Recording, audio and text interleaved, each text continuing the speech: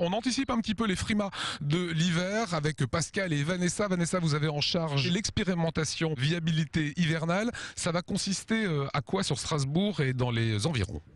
Alors cette année sur Strasbourg, on va expérimenter le salage différencié en allant un peu plus loin, c'est-à-dire que les voies secondaires, voies résidentielles peu fréquentées ne seront pas déneigées en cas de neige forte. Voilà, le souci qu'il y a eu jusqu'à présent, c'est que c'était parfois trop salé et que ça abîmait les routes. Voilà, il faut savoir que le sel a un impact sur l'environnement. Il est corrosif, il abîme les voies, il est toxique pour la faune, la flore. Il faut préserver la nappe phréatique. Et donc, c'est pour ça qu'on met en place le salage différencié pour saler moins, mais mieux. Et en même temps, vous savez très bien que les riverains vont dire « Ah là là, ils ont encore pas fait ma rue aujourd'hui, qu'est-ce qu'ils font ?» Alors qu'est-ce qu'ils font? Ils adaptent leur conduite, ils s'équipent. Ils peuvent également se renseigner pour connaître les voies déneigées, pour adapter leur itinéraire. Et ils acceptent. Voilà, vous voulez dire en fait que pour être un peu plus développement durable, faut aussi prendre sur soi.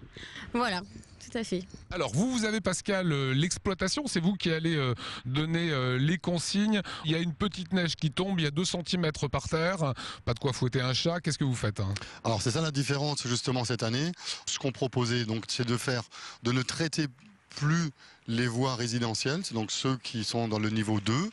Et donc ces voies-là, en dessous de 2 cm de neige, ne seront plus traitées. Vous n'y allez pas? On n'y va plus. Sauf en cas de verglas. Le verglas, c'est complètement différent. Le verglas, on intervient partout. Il faudra attendre quoi pour voir ces chasse-neige derrière nous, dans les voies résidentielles par exemple? Sur la ville même de Strasbourg, on va intervenir uniquement en cas de verglas dans les zones résidentielles. Qu'est-ce que ça va impacter pour les gens avec qui vous travaillez? De déneiger différemment, de saler différemment? Est-ce qu'il y a une technicité différente à intégrer? Ce qu'on leur demande, c'est d'utiliser plus souvent la lame, pour avoir le moins possible de neige à traiter.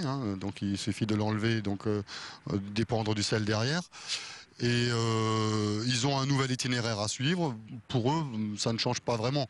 L'organisation après derrière nous impose quand même de mettre en place des astreintes. C'est-à-dire pour pouvoir intervenir justement 24 heures sur 24, il faut des agents qui soient disponibles 24 heures sur 24.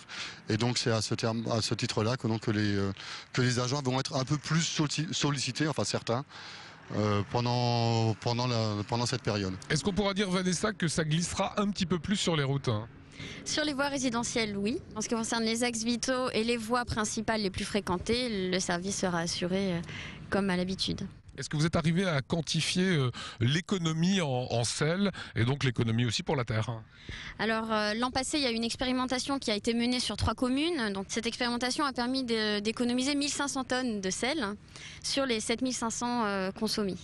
Donc c'est pas négligeable. Ouais, c'est bien. Voilà, c'est ce qu'on voulait faire comme petit focus. Autre chose à rajouter, Pascal? Peut-être un message de prudence, vu que on va quand même intervenir un peu moins quand même dans ces voies résidentielles. Il faut bien évidemment adapter sa conduite aux conditions météorologiques. Merci Vanessa, merci à vous Pascal. Prudence donc sur les routes.